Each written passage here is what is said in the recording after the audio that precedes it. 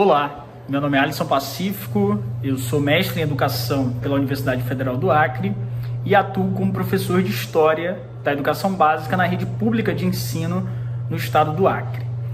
A convite do portal do Bicentenário da Independência do Brasil e da Associação Nacional de História, ANPU, hoje eu vou comentar um pouquinho com vocês sobre o texto intitulado A Independência do Brasil à Luz da População Negra, do professor doutor Petrônio Domingues, da Universidade Federal de Sergipe. A tese central do texto é a de que os escravizados, os alforriados e as pessoas livres de cor participaram ativamente das lutas da independência, porém o seu comportamento não se deu de forma uniforme. Logo de início, o autor deixa claro que, para além da criação dos quilombos, houve uma participação na vida política nacional em todas ou quase todas as lutas sociais e políticas ocorridas no Brasil, quer seja na colônia, no Império ou até mesmo na República. De acordo com o professor Petrônio Domingues, desde a Conjuração Baiana, ou também conhecida como Revolta dos Alfaiates ou Revolta dos Búzios, de 1798, a ideia da emancipação política já estava relacionada com essas expectativas de mudanças que pudessem incluir essas populações socialmente no campo dos direitos e no campo da cidadania. Ao longo do texto, o autor ele cita dois exemplos dessas lutas pela independência. O primeiro deles diz respeito a Maria Felipa, uma mulher negra que trabalhava com pescado na ilha de Itaparica, na Bahia, e teria liderado ações coletivas do lado patriota no conflito luso-brasileiro. O outro exemplo diz respeito ao surgimento do Partido Negro, uma referência à ação de escravizados, libertos e pessoas livres de cor, defendendo seus próprios anseios na medida em que tentavam negociar o seu engajamento no movimento da independência. Por fim, o autor dirá que os escravizados e as pessoas negras em geral estiveram presentes nas lutas pela independência. Alguns de forma violenta, outros de forma pacífica, mas uma coisa é certa, eles participaram ativamente dessas lutas.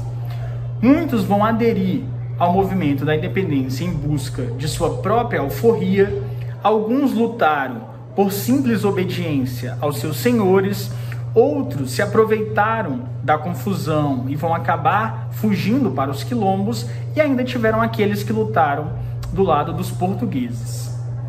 Ou seja, por mais relevantes e importantes que possam ter sido as transformações provenientes dessa ruptura do Estatuto Colonial, o Império do Brasil ele não acenou por justiça social. Pelo contrário, ele vai manter a mesma estrutura central da organização produtiva da colônia, que era baseada na exploração do trabalho compulsório, sobretudo da população negra.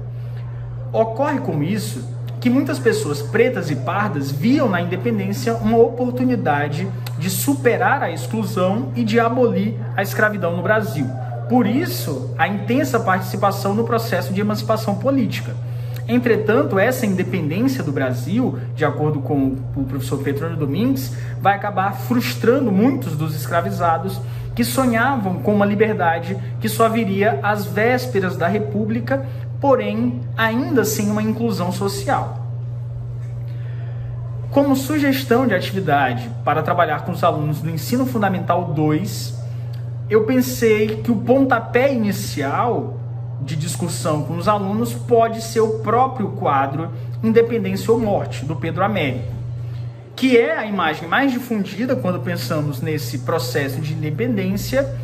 Então é importante trazermos para o debate e para a problematização, essas questões, como, por exemplo, indagar os alunos quais personagens estão presentes naquela pintura, se eles são representantes de toda a população do Brasil, perguntar a esses alunos onde estão os negros e os escravizados, que eram a maior parte da população, e uma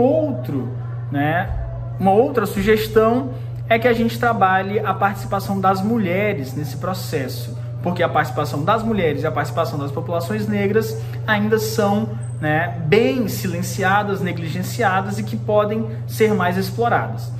Então, sobre a participação das mulheres, eu penso que a gente pode iniciar uma discussão trazendo, né, imagens e a história, brevemente ali, de mulheres como, por exemplo, a Maria Quitéria, que foi, né, uma mulher que se vestiu de soldado para lutar pela independência na Bahia.